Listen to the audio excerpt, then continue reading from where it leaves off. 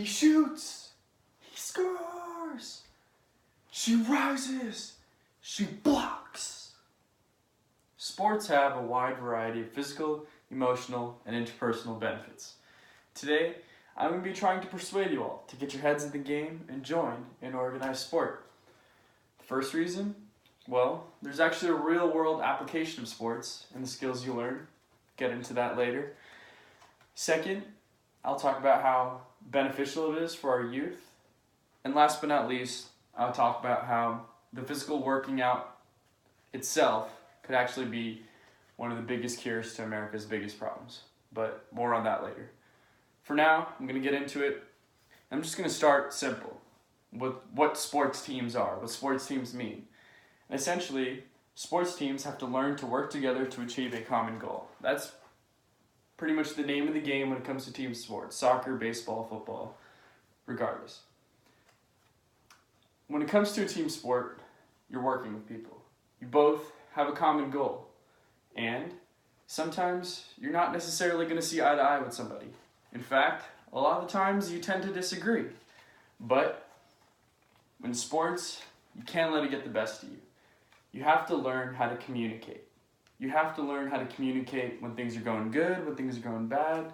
Communication in general, which is a key skill which will come in handy later on in life, I'm sure. You know, when you're working, you don't really see eye to eye with someone on a project. But through communication, you can set aside your differences and put the team first. Furthermore, according to Mr. Harvey, in his research for the Journal of Behavioral Nutrition, he said, specifically, team sport seems to be associated with improved health outcomes compared to individual activities due to the social nature of participation.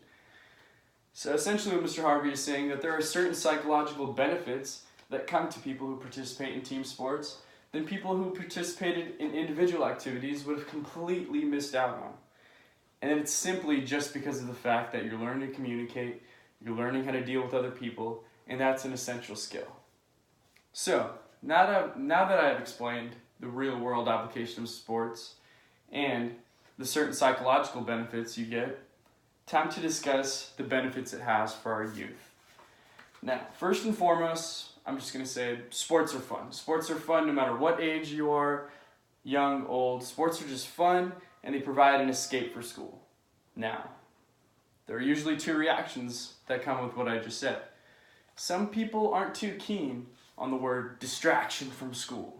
You know, some parents, a lot of the times it's parents, that say, hey, you know, sports are just recreational. They're kind of a waste of my kid's time. Why would I have him playing a sport when he could be focusing on school, which will actually help him later on? You know, for example. To those parents, I say two words: athletic eligibility. In junior high, starting in junior high all the way till high school, you can't even join a sport in the United States and stay enrolled in a sport if you don't hold a certain GPA.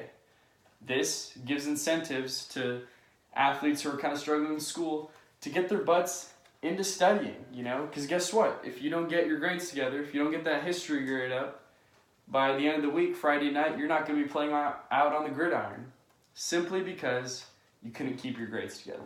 So this, I honestly believe, makes athletes especially, better students. Another concern is injuries in sports. And I'm going to be the first one to tell you, I'm not going to stand up here and lie to you. You get injured in sports. It happens. It's physical activity, and whenever there's physical activity involved, there's a chance for injury. In fact, Mr. Crowley even studied injuries in his journal Pediatrics, and he said, during periods of increased growth velocity and closure of growth plates in adolescence, young athletes are vulnerable to overuse injuries. Now, the key word here to focus on is overuse. Okay? There's a fine line between pushing yourself and beating yourself up.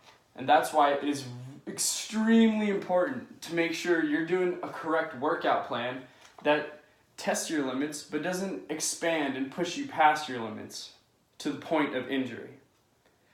In fact, Mrs. Merkel also studied injuries in her piece in the Journal of Sports Medicine, and specifically referring to children, she said, children are generally more resilient and heal faster than adults. Special consideration of the immature skeleton is necessary for developing appropriate exercise volumes during practice.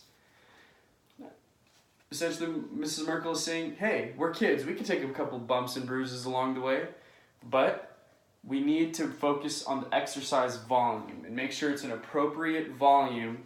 That way we can lessen the risk of injury, and your coach knows exactly how far to push you before you exceed your limits.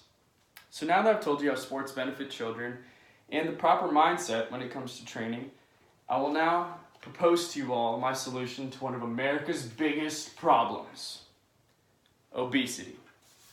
Now, I'm just going to throw out a statistic for you.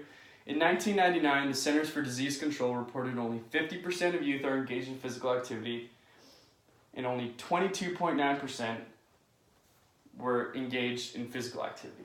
And 22.9 adults, 22.9% of adults. Wow. These numbers are staggering, and I can't even imagine what the numbers would look like now with the introduction of technology, Fortnite, PS4, Xbox. Now more than ever, kids are glued to their phones. They're glued to their phones. They don't know what's happening, and sports are becoming less and less common. People aren't going out for sports like they used to. Kids aren't playing outside even like they used to. So, my solution to all of this? Sport. Organized sports. Because guess what? Sports are a commitment.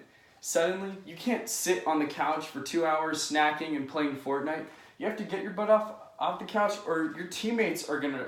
Because, you have people relying on you now. Your teammates are relying on you to come to practice. Your coaches. It gets you active, and sports just force you to get active. They make you get out there and minimize time you are in front of a screen for at least 2 hours, because generally practices are 2 hours.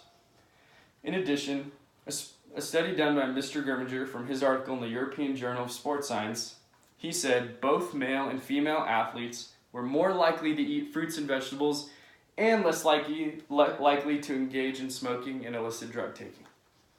So, not only is sports keeping you away from harmful stuff to your body, it's indirectly forcing you to have more of those veggies. It's indirectly forcing you to eat more of those fruits. Because guess what? When you're an athlete, you care about how you look. You care about what performance you're putting out there. And if you want to perform well, you have to put the necessary fuel. And that just means you're going to start eating healthier. You're going to crave healthier food. I can guarantee it. I've been an athlete for 4 years. I started to crave those fruits and veggies and that protein. It makes you much healthier. It forces you to be healthier, in other words.